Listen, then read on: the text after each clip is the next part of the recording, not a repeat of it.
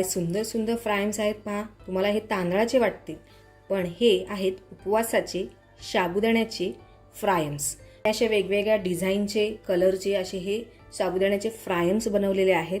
पहा फ्रेंड्स, मी जवळजवळ सर्व अल्फाबेट कंप्लीट केलेले आहेत. ए, बी किंवा 5, 3. हे लहान मुलांना फारच अट्रॅक्ट करतात. हे आकार जर आपण अशा पद्धतीने बनवले तर लहान मुलं आवडीने खातात. साबुदाणा न शिजवता छानपैकी असे मस्तपैकी पटकन आणि झटपट बनवलेले आहेत. चला पटकन रेसिपीला सुरुवात करूयात. उपवासाचे हे फ्रायम बनवण्यासाठी आपण 1 वाटी साबुदाणा घेतलेला आहे. आता तो मी मिक्सरमध्ये बारीक करून घेतेय. मी एकदम रवाळ असा करून घेतलाय सुजीप्रमाणे. आता आपण याला एका भांड्यात काढूयात. त्यामध्ये आता मी 4 वाटी गरम कडक पाणी घालतेय. वाटीने आपण साबुदाणा घेतला होता त्याच वाटीने बरोबर 4 वाटी गरम पाणी घातलंय. हे मिश्रण छान व्यवस्थित मिक्स करून घ्यायचं आहे. याला आता आपण एक अशा झाकणाने, ज्याच्यातून वाफ बाहेर पडणार नाही, अशा हवाबंद झाकणाने झाकून रात्रभर ठेवणार आहोत. सकाळी मी पाहते आपल्या मिश्रणाचं टेक्स्चर या पद्धतीनं झालेलं आहे. तुम्ही पाहू शकताय. यानंतर याच्यामध्ये उकडलेला किसून घेतलेला 1 वाटी बटाटा मी घालतेय.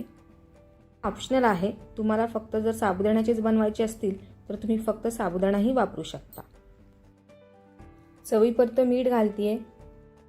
हे पीठ आता आपण छान मिक्स करून घ्यायचे, जेणेकरून याच्यात कुठेही गुठळी राहणार नाही. मी याचे कलरफुल फ्रायम बनवणार आहे. त्यासाठी मी याचे 3 भाग केले आहेत. प्रथम मी जिलेबी रंगाचे फ्रायम बनवतेय. त्यासाठी मी हा येलो रंग वापरला आहे.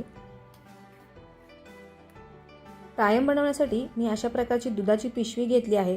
तुम्ही पायपिंग बॅग किंवा प्लास्टिक कोन सुद्धा वापरू शकता. हे पीठ या प्लास्टिक बॅगमध्ये मी भरून घेतेय.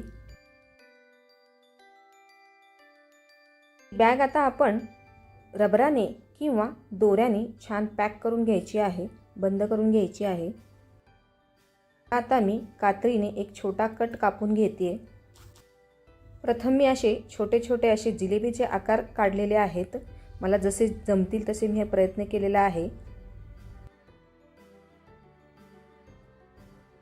यानंतर दुसऱ्या भागात मी लाल रंग घातलेला आहे आणि आता मी लाल रंगाचे वेगवेगळे डिझाईन बनवणार आहे. इथे इंग्लिश अल्फाबेट काढण्याचा प्रयत्न करतेय. जेवढे मला आठवतील तसे, जसे आठवतील तसे मी काढतेय आणि वेगवेगळे चक्र सुद्धा काढण्याचा प्रयत्न चालू आहे. वाव, काय सुंदर आकार जमले आहेत. ABCD, EFGHI, हार्ट शेप, चक्र. त्या ठिकाणी माझी मुलगीही प्रयत्न करते. तिने हिरव्या रंगाचे फ्रायम्स बनवले आहेत. उपवासाचे फ्रायम्स मी 3-4 दिवस छान कडकडीत उन्हात वाळवून घेणार आहे.